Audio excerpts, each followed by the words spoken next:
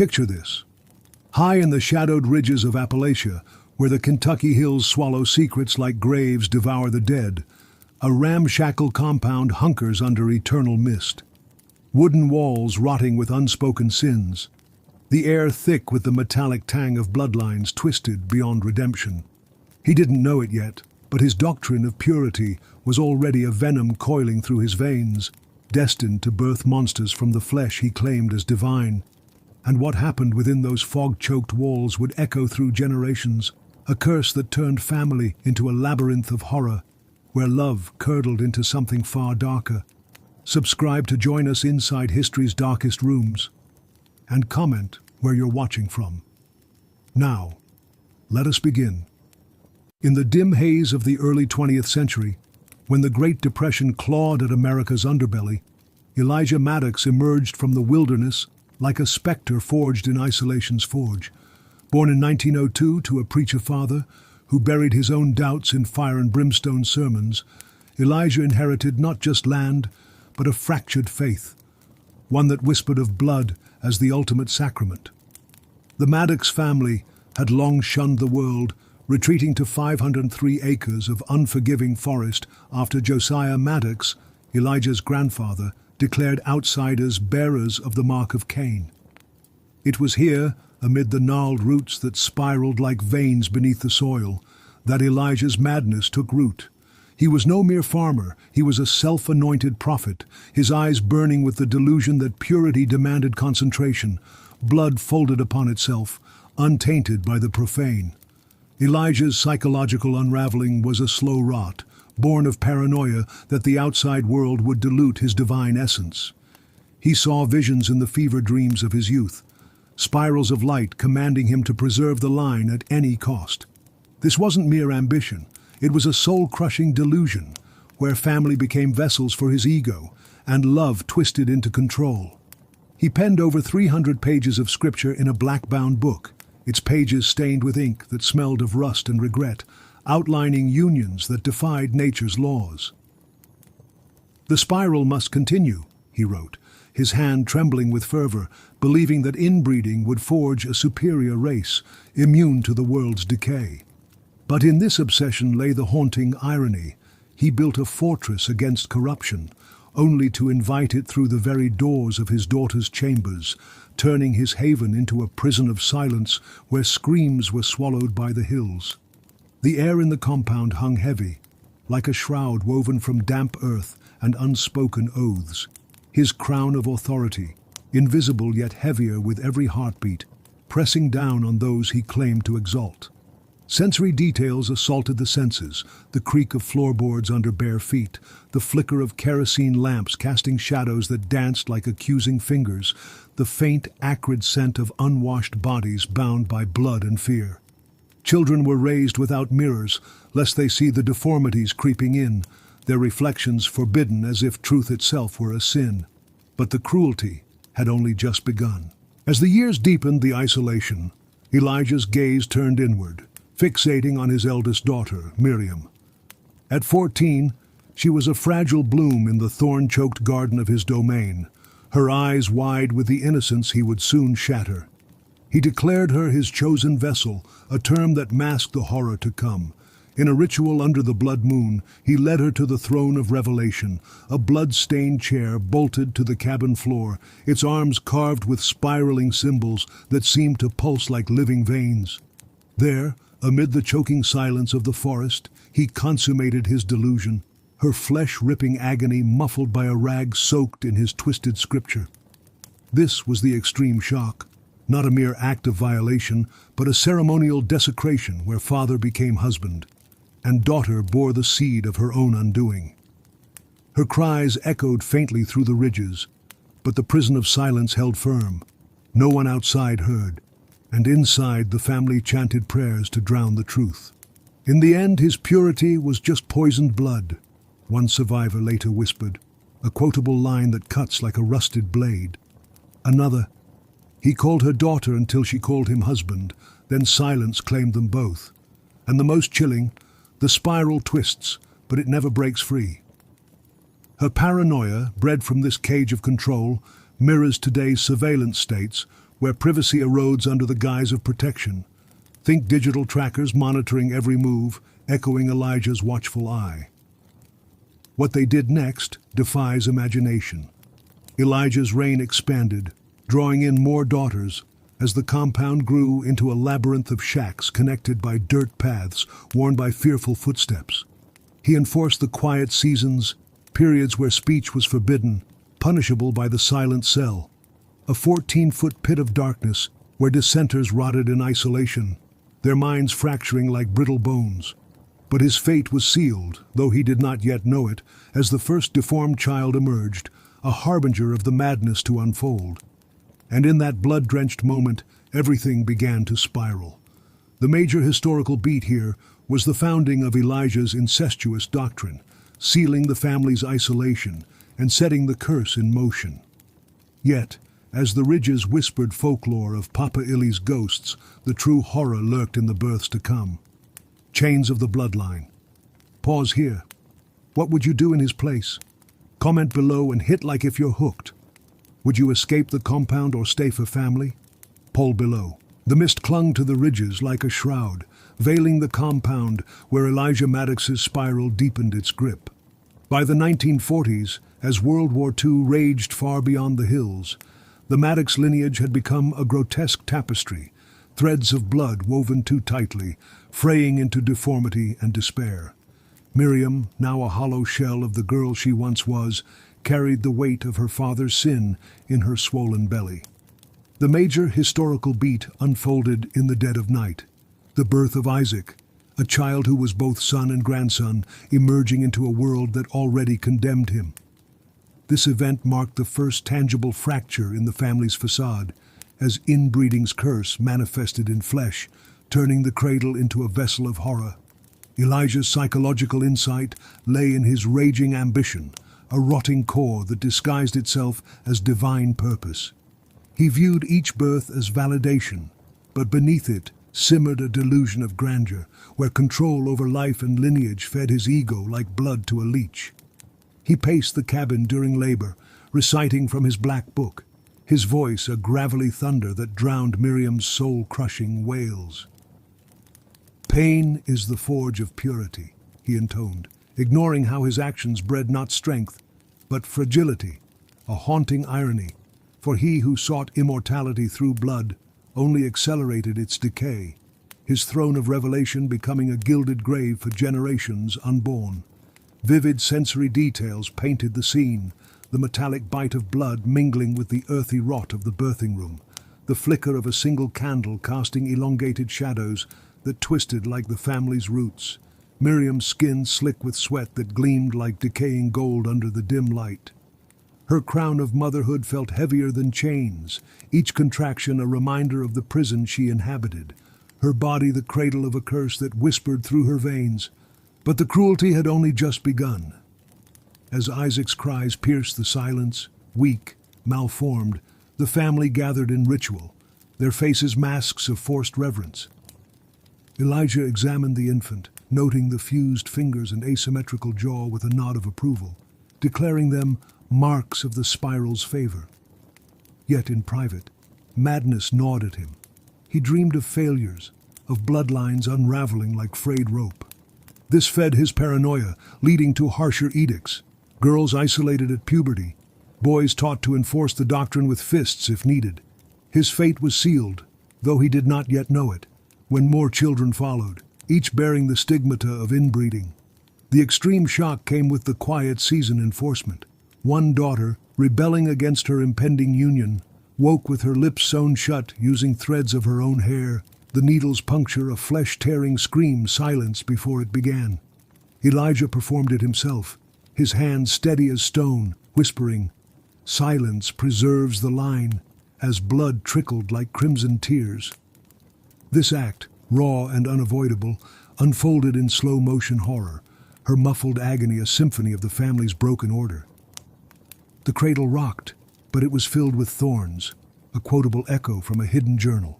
Another, he fathered his own doom, one twisted birth at a time. And the darkest, inbreeding isn't legacy, it's a slow, blood-soaked madness. His rage against imperfection echoes modern obsessions with genetic perfection. Think CRISPR editing debates where we tamper with nature under the banner of progress, risking our own spirals of unintended horror. What they did next defies imagination. With Isaac growing amid the shadows, deformity spread like a plague. Children born without eyelids, staring eternally into the abyss, or with missing limbs that Elijah hid in the woods, lest they taint the purity. Folklore began to seep from the ridges. Villagers whispered of ghost babies wailing in the night, tales that turned the Maddox name into a dread-filled legend. And in that blood-drenched moment, the lineage shattered further. The psychological dives revealed a collective delusion, where betrayal lurked in every glance, ambition rotting into control. But as the compound expanded, outsiders' suspicions stirred, teasing the revelations to come. The twisted birth pause here. What would you do in his place? Comment below and hit like if you're hooked. Was Miriam's silence a betrayal or survival? Poll below. The ridges of Appalachia stood sentinel, their jagged peaks clawing at the sky like the bones of a world that had forgotten mercy. In the Maddox compound, the spiral tightened its chokehold, each birth a new link in the crimson chains that bound the family to Elijah's delusion. By the late 1940s, the major historical beat was the emergence of the second generation of inbred children. Now numbering 8, their deformities no longer whispers, but screams etched in flesh. Among them was Hannah, Isaac's younger sister, born with a spine curved like a sickle, her eyes mismatched in color, one a clouded white, the other a piercing green that seemed to see through the prison of silence. Her existence was a living rebuke to Elijah's doctrine, yet he called her blessed, a symbol of the spiral's divine will. This was the moment the family's curse became undeniable, a lineage twisted into a grotesque parody of kinship. Elijah's psychological insight lay in his deepening paranoia, a soul-crushing dread that his sacred bloodline was unraveling. He saw Hannah's deformities not as failure, but as a test, a divine gauntlet thrown by a god he both worshipped and feared. His ambition had rotted into obsession, each child's imperfection a mirror reflecting his own fractured divinity. He began to sleep with his black book clutched to his chest, its pages now brittle, stained with sweat and the faint rust of blood from his cracked knuckles.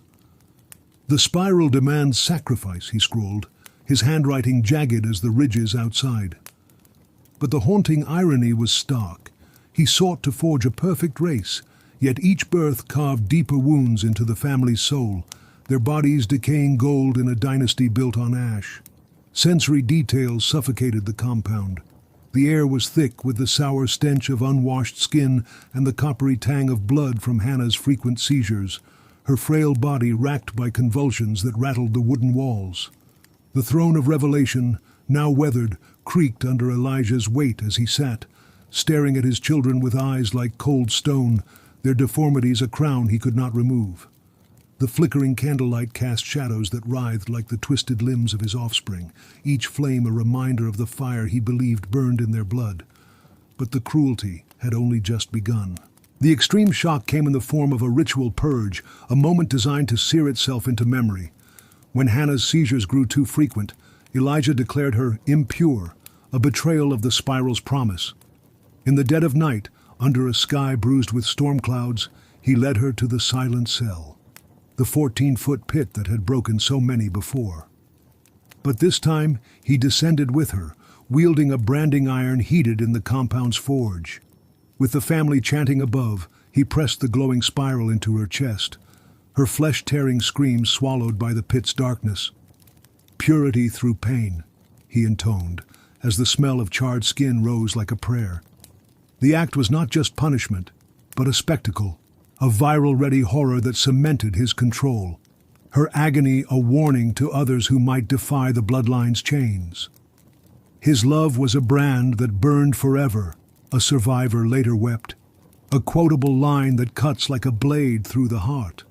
Another, "The spiral twisted her body, but he broke her soul."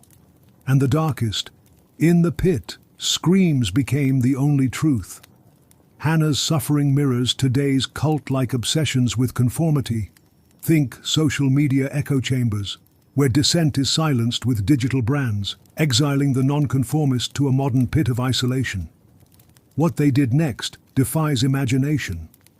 As Hannah emerged, scarred but alive, the compound's silence grew heavier, a tangible weight that crushed rebellion. Elijah's paranoia spread to his sons, now tasked with guarding their sisters, their fists as much a part of the doctrine as the Black Book.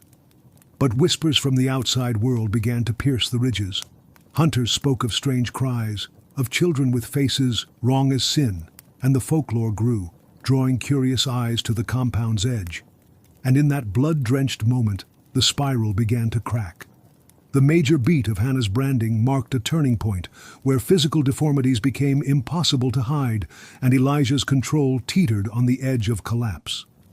Yet, as the family chanted, unaware of the eyes watching from beyond, a new betrayal loomed. The Appalachian ridges, shrouded in fog like a widow's veil, bore witness to a compound now festering under the weight of its own sins. By the early 1950s, the Maddox family was a grotesque dynasty, its bloodline a crimson chain that bound them to a legacy of madness. The major historical beat was the rebellion of Caleb, Elijah's eldest son, born of Miriam, and thus both brother and son to Isaac. At 17, Caleb's mind was a storm of rage and clarity, his body unmarred, but his soul scarred by the horrors he'd witnessed. His defiance, sparked by Hannah's branding, ignited a fracture in the compound, a betrayal that threatened to unravel Elijah's spiral entirely. This was the moment the prison of silence began to crack, as one of their own turned against the blood-soaked throne. Caleb's psychological insight was his rage, a molten fury that burned through the fog of Elijah's doctrine. Unlike his father's paranoia, Caleb's anger was lucid, born from years of watching his sisters suffer and his brothers enforce the unspeakable. He saw the spiral not as divine, but as a rotting ambition, a chain that choked the life from those he loved. At night, he carved words into the underside of his bunk: freedom, truth, escape. Each letter a rebellion against the silence that had caged them all. But the haunting irony was cruel. Caleb, raised to guard the bloodline, became its greatest threat. His rebellion, a mirror of Elijah's own defiance against the outside world, now turned inward like a blade. The compound's air was heavy with the musk of fear, the walls stained with the ghosts of spilled blood and unspoken screams. Sensory details assaulted the senses. The creak of Caleb's boots on the dirt paths, each step a heartbeat of defiance. The flickering candle on the throne of revelation, its wax pooling like congealed blood. The faint, sour reek of Hannah's burns, still weeping through crude bandages. Elijah's crown of authority, though invisible, pressed harder, its weight felt in every glance that dared to linger too long. But the cruelty had only just begun.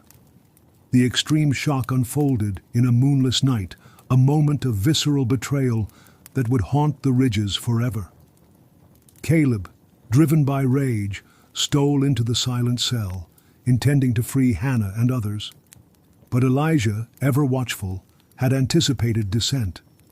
As Caleb descended, he found not prisoners but a trap. Elijah waited below, holding a rusted sickle, its blade glinting like a crescent moon. In a flesh-ripping frenzy, Elijah slashed Caleb's face, carving a spiral into his cheek as punishment, a mark to mirror Hannah's brand. "You are mine," Elijah hissed, his voice a gravelly curse, as Caleb's screams echoed up the pit. A sound so raw it seemed to tear the night itself. This betrayal, father against son, was a viral-ready horror, its brutality a testament to the spiral's unyielding grip. His rebellion bled before it began, a hidden note later read, a quotable line that drips with tragedy. Another, the spiral carved his face, but his heart broke first. And the darkest? Blood binds, but it also betrays. Caleb's rage echoes today's whistleblowers, exposing hidden truths at great personal cost. Think leakers facing exile or worse, their defiance a modern rebellion against oppressive systems. What they did next defies imagination. Though scarred, Caleb survived. his defiance smoldering beneath the surface. He began whispering to his siblings, planting seeds of escape, but Elijah tightened his grip, doubling the quiet seasons and arming loyal sons with clubs. Outside, the folklore grew louder. Hunters reported sightings of marked children, and a local pastor began asking questions, drawing the world's gaze closer. And in that blood-drenched moment, the spiral faced its reckoning. The rebellion marked a pivotal shift, where internal betrayal threatened Elijah's control, and external eyes began to pierce the compound's veil. But the true horror lay in what was still to come, as the bloodline's curse tightened its coils. The fog rolled thick over the Appalachian ridges, a grey veil that muffled the world's approach, but could no longer hide the crimson chains binding the Maddox compound. By the mid-1950s, as the outside world hummed with post-war prosperity, the family's isolation shattered like brittle bone. The major historical beat was the raid, the moment when external forces pierced the prison of silence, led by a local sheriff alerted by hunters' tales of ghost children and the folklore that had festered into rumor. Whispers from villagers who spoke in dread of deformed figures glimpsed in the mist finally drew lawmen to the ridges. On a rain-slashed dawn, deputies stormed the shacks, their boots thundering like judgment, uncovering a horror that would scar Kentucky's hidden history. Generations entangled in blood, bodies twisted by inbreeding, and a doctrine that had turned family into a nightmare. Elijah's psychological insight was his final delusion, a rotting ambition that blinded him to the unraveling. As the raid loomed, his paranoia peaked into madness. He barricaded doors with chains forged from scrap metal, ranting that outsiders were demons come to dilute the spiral. He gathered his kin around the throne of revelation, forcing them to chant from the black book, its pages now crumbling like decayed flesh. "The end is the beginning," he preached, his voice cracking with rage, believing the raid was a divine test rather than his downfall. But the haunting irony cut deep. He who had chained his family to purity now faced chains of iron from the law, his self-made prison yielding to one built by society, where his legacy would rot in obscurity rather than exaltation. Sensory details overwhelmed the scene, the acrid smoke of gunfire mixing with the damp rot of the compound, the clank of real chains as deputies restrained the family, the metallic taste of blood from split lips as resistance turned violent. Elijah's invisible crown shattered, its fragments felt in the cold steel cuffs that bit into his wrists, heavier than any heartbeat he had ever endured. The air vibrated with screams, children's wails mingling with the deputies' shouts, the ridges echoing back the chaos like a mocking chorus. But the cruelty had only just begun. In the raid's frenzy, Miriam, now a spectral figure, her body worn from bearing 7 children who were both offspring and siblings, collapsed amid the turmoil, her frail form crumpling like a discarded rag. The extreme shock was her revelation. As deputies questioned her, she broke the prison of silence, her voice a rasp unused for decades, confessing the violations in graphic detail. "He made me his cradle," she whispered, her words unleashing a flood of flesh-ripping agony retold, nights of forced unions, births in blood-soaked agony, deformities hidden in shallow graves. But the true horror peaked when she led them to the silent cell, revealing skeletal remains of impure children who had starved in the pit, their bones etched with spiral carvings. This betrayal, mother against father, was a soul-crushing climax, her testimony a viral-ready dagger that pierced the heart of Elijah's empire, unfolding in slow-motion dread as the family watched their prophet fall. "Silence breaks like bones under truth," a deputy's report later noted, a quotable line that echoes with finality. Another, "The chains he forged bound him last." And the darkest, her words were the whip that tore his doctrine apart. Miriam's betrayal mirrors today's family secrets, exposed in viral exposés. Think true crime podcasts unraveling hidden abuses, where one voice can shatter generations of control. What they did next defies imagination.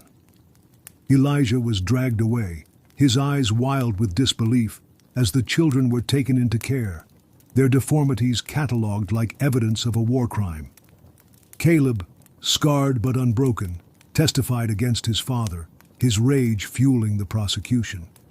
Hannah, her brand a permanent scar, stared blankly as the compound burned. Deputies torching the shacks to erase the horror, flames licking the sky like crimson tongues. And in that blood-drenched moment, the spiral shattered completely.